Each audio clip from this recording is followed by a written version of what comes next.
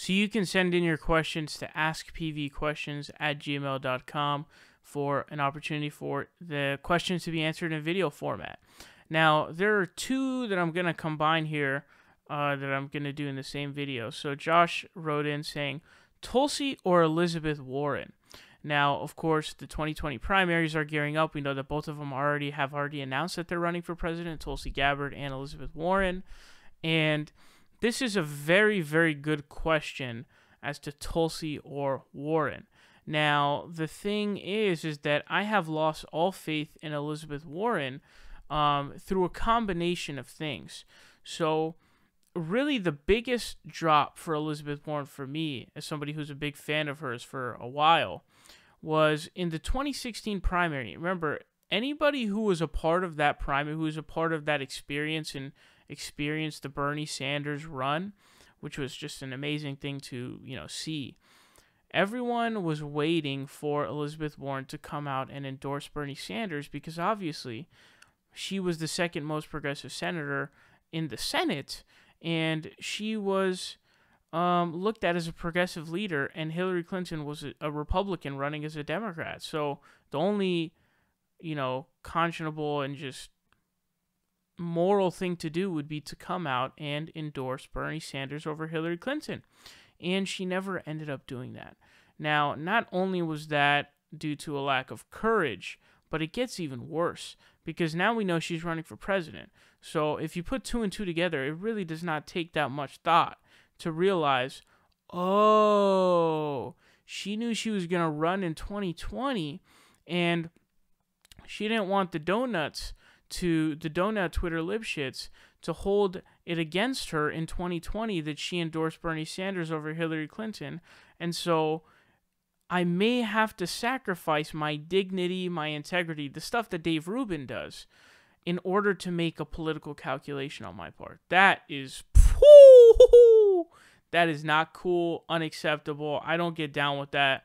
You have to show your dignity. You can't compromise your honesty and your legitimacy because you're going to run in 2020. You're like, shit, man, do I endorse Bernie, who's clearly better, or do I not do it because I'm gearing up for a 2020 run? I don't like Elizabeth Warren. Then there's a bunch of other stuff. There's a bunch of other stuff like the whole Dakota Access Pipeline debacle where she didn't come out until the end. There's this clip that's Kyle from Secular Talk covered that I watched where she was talking about, she was asked by Seth Meyers, guys, this is late night TV comedy shows, basically, ploppers of the establishment, setting her up for a dunk. Like this is Kobe alley-ooping a dunk to Shaq, okay, to ask about the corruption amongst the Democrats, and instead of actually legitimately critiquing the Democrats as corruption, what she instead does is she actually instead opts to talk about the Trump administration, which obviously the Trump administration is beyond corrupt, obviously, right? But you have to talk about the Democrats too. You have to, because that's what separates you from the other doofs in the Democratic Party, like Hillary Clinton and all the other corporate stooges. So when you don't do that, you look like a joke. And even aside from that, I mean, the Native American thing was a massive debacle beyond belief. And then on the other hand, you have Tulsi Gabbard. Tulsi Gabbard, honestly, if you were to compile her record, it is one of the craziest things to try to understand ever, because you've got so many things. Now, she had a really anti-gay past, but she has renounced those views that she had, and I do believe her. But the record really does matter, especially when you're talking about someone like Bernie Sanders, who's been right for decades. But she's renounced those. She has yet to, I believe, to address any of her, support for Narendra Modi, who's a Hindu nationalist. A bigot Hindu nationalist trying to make Muslims second-class citizens in India, etc., etc.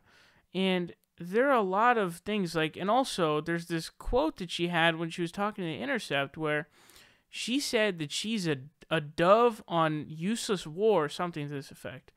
And she said that she's a hawk when it comes to wars on terrorists. So where do you draw the line? Like, which wars are you going to pull out of? Which ones you're going to be in? So Tulsi Gabbard gets a big rep for being anti-intervention, but the truth is she's not.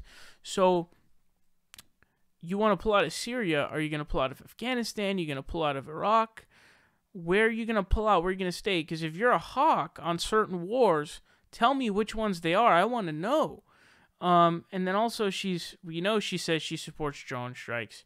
So similarly to, Ojeda. But those are a lot of things that are concerning to me, and her past is sort of shady. Now, she did end up voting for the Iran deal, but she was in fierce opposition prior to the vote, and the only reason she voted for it was because there was no better alternative to that. So she really just voted for it out of like, man, fuck, I have no choice. And she probably also, she seems to have like, after a certain point, obviously, of like the anti-gay shit, like, she seems to have a good eye now for like, fuck, I need to watch for my record in the future. And like this whole Pago thing that happened, and she was like shockingly a vote because we didn't hear anything about it from her. But I think she saw the backlash from progressives like, oh, I should vote against this. I don't know whether that's a good thing or a bad thing, but the point being is that she didn't vote for it because she's like, oh yeah, this is a good idea. No, that's not the reason why she did it. What the hell? The reason why she did it was like, damn it, there's no other alternative. So I don't know which one I'd have to choose, but honestly, if I had to choose between the two, and Elizabeth Warren also has some really big foreign policy black marks. I honestly don't really know who I'd choose at that point. It's kind of a toss-up, but I don't know, maybe Tulsi, maybe Warren. I don't know, but let me know in the comments what you guys think. Now, Patrick also sends in a question. He says, who do you think is the most likely of the corporate Democrats to win the 2020 nomination? For the purposes of the question, just ignore the progressive candidates. So it says, who do you think is the most likely of the corporate Democrats to win the 2020 nomination? Very, very solid question. Now, I'm assuming we're going to keep Elizabeth Warren in the progressive tank, which I think she's on the line at this point. That's just my opinion. But if I had to guess, let's see. We've got the corporate sort of scales, what it looks like. It looks like Joe Biden's an if. I don't think he's actually going to run, but you'll probably get, I'm thinking Harris, Booker, and Gillibrand are all going to run. Well, obviously, we already know Gillibrand and Harris are running.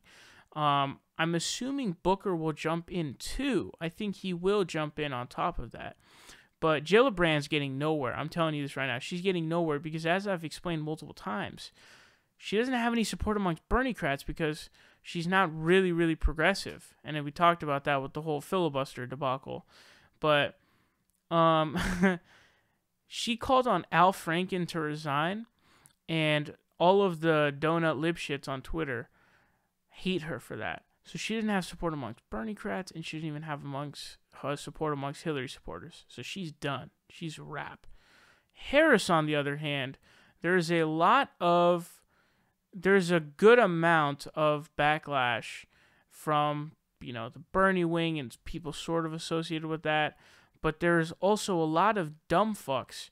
And I hate these people's guts the most because I see these fucking idiots who are voting on identity politics not knowing that her Republican opponent was supportive of legalizing recreational marijuana, and she laughed in response to that.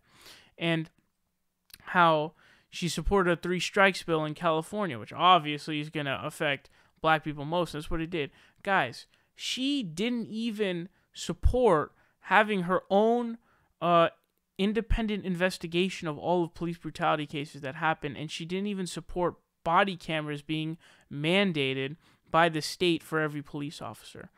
She has done not only nothing for the black community, she's done countless damage to the black community.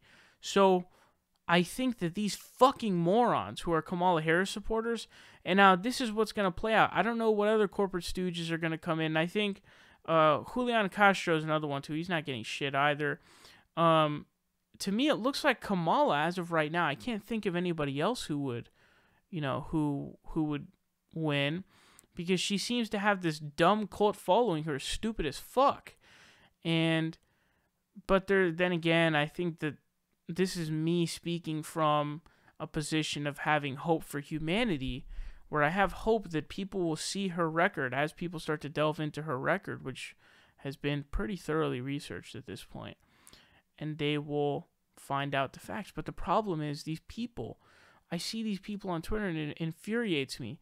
These idiots who are voting because she's black and a woman and don't know the things that she's done to women who are sex workers and for people, black people. It's insane. It blows my mind. I can't comprehend it. She's not even a liberal, a Democrat. Her past as a cop, she was a conservative, dude. It's insane. Again, she got outflanked by her Republican opponents, which is unthinkable. That's insane. Do you have any clue how insane that is? Anyways, so I think Kamala will come out, but I'm not 100% sure, obviously. And that's that.